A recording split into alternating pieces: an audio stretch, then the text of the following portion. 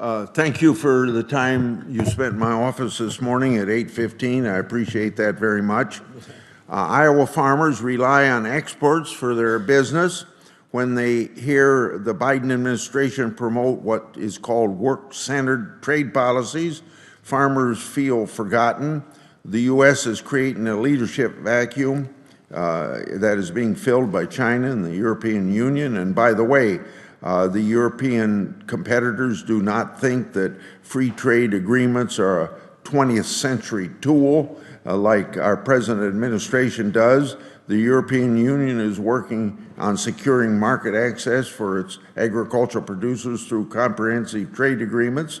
So for you, in a very general question, how do you intend to promote a trade agenda that will serve American farmers and producers, and will that include advocating for free trade agreements?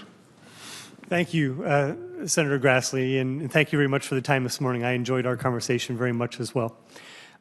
So as Chief Agricultural Negotiator, if confirmed, I would advocate for farmers the same as we talk about worker-centered policy. Farmers are absolutely workers, and so that would be front and center in terms of my agenda. I think regardless of whether the three letters FTA appear in any of the regional initiatives that we would do on trade, I promise you that I will fight for the absolute full market access for American agriculture in those regions, regardless of what the actual agreement name is or what the initiative's name is. The way I look at it, and I've been 30 years at this business, I agree that free trade agreements are kind of the Eagle Scout level of attainment in terms of what we can do to give farmers market access out there.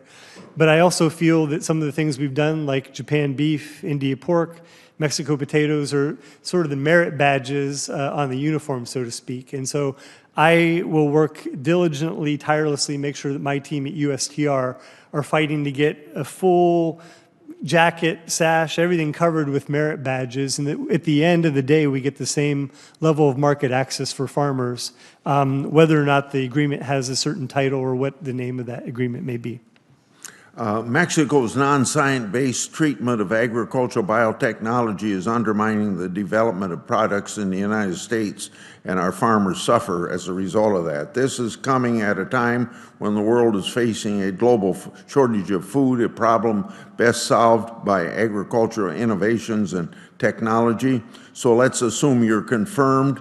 What are you going to do about enforcing USMCA biotechnology provisions to prevent disruption to North American grain markets and on-farm innovation?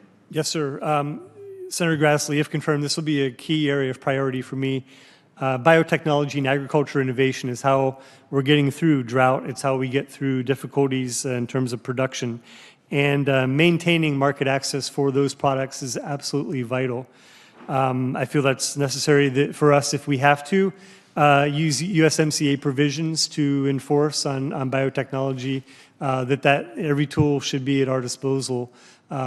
This is a key time to have this conversation because as countries, as you referenced, face food inflation and pressures on supply, that we recognize that it's actually ag innovation that's ensuring continued supply.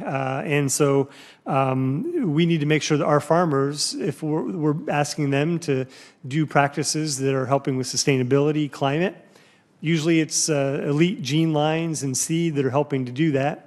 The U.S. government reformed its biotechnology policy, and so we want to make sure that other countries have access, not just for plants, but for animal-based biotechnology as well. These are all key areas for us, and that'll definitely be a priority for me as Chief Agricultural Negotiator. Let me end with the unjustified trade barriers on exports of ethanol. This is a matter both for corn growers and ethanol producers. Currently, there's an ongoing countervailing duty order on U.S. ethanol exports to Colombia. I understand that the Colombian government is currently deciding whether to terminate these duties through sunset review. Can you commit to work with your colleagues at the USDA and state to make sure that the Colombian government does the right thing and terminates these unjustified tariffs? Yes, if confirmed, Senator Grassley, I would work with your team, work with our team at USTR and USDA to line out a strategy in dealing with the Colombian issue that you raised. There are so many opportunities for biofuels right now. Mexico has just gone to E10 recently, or allowed for E10. Japan is committed to doubling its imports of biofuels. So there are a lot of opportunities out there right now for biofuels. And if confirmed, I will be an advocate to make sure that those bobbers that are out there moving on the water result in us getting some fish into the boat.